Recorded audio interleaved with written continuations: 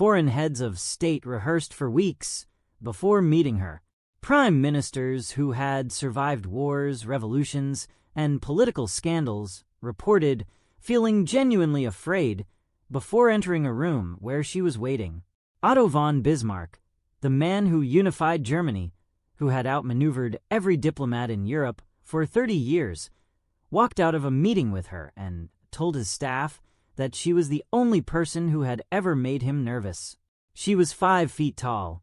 She wore black for 40 years. She was, for most of the second half of the 19th century, the most powerful person on Earth. And almost everything history remembers about her is wrong.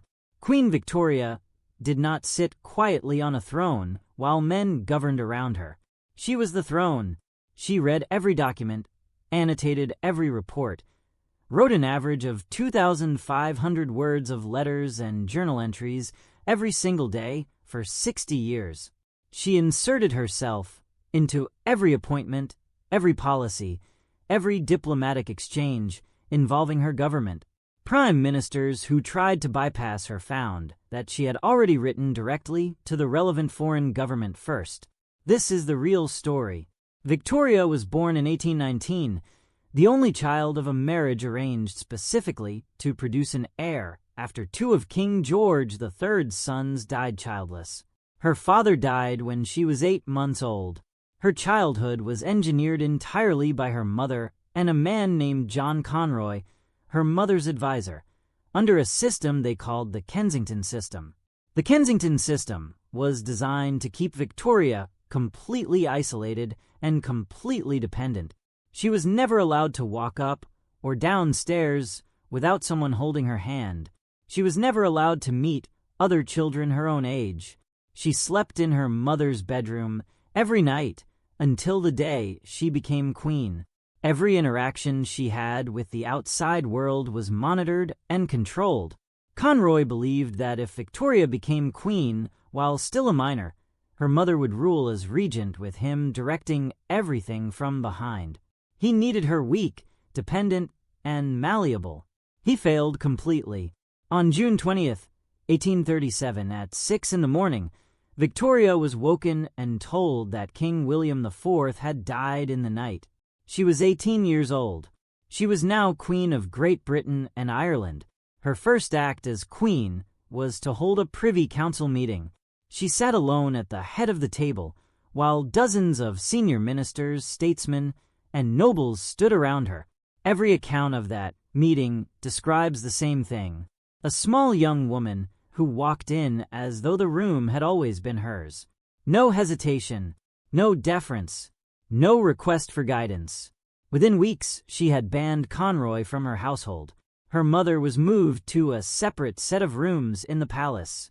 Both of them had spent 17 years building a cage. Victoria walked out of it on the first morning she had the authority to do so. Her reign lasted 63 years. She saw 10 prime ministers come and go. She outlived most of them. She despised some of them openly. Her relationship with Benjamin Disraeli was one of genuine mutual admiration, the most functional political partnership of her reign.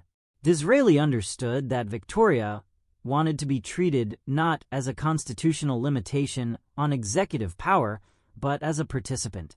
He consulted her. He flattered her with considerable skill.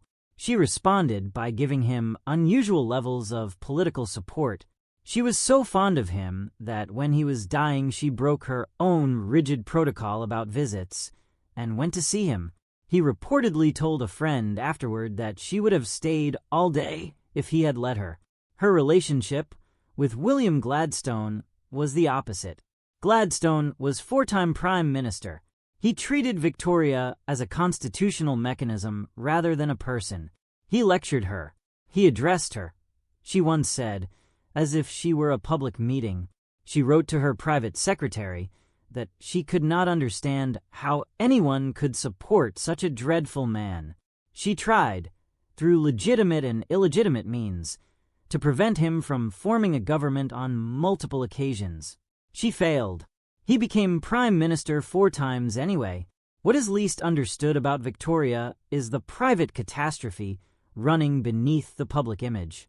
Her husband Albert died in 1861. Victoria was 42 years old. She withdrew so completely from public life that serious political pressure mounted to abolish the monarchy entirely. Republican sentiment in Britain was not a fringe position in the 1870s. It had members of Parliament, newspapers, and significant public support. The Queen, who was supposed to represent British stability, had become invisible. She returned, not because the grief ended. It never did. She wore black for the remaining 40 years of her life. She had Albert's clothes laid out beside her every morning until she died. She slept with a cast of his hand on the pillow next to her.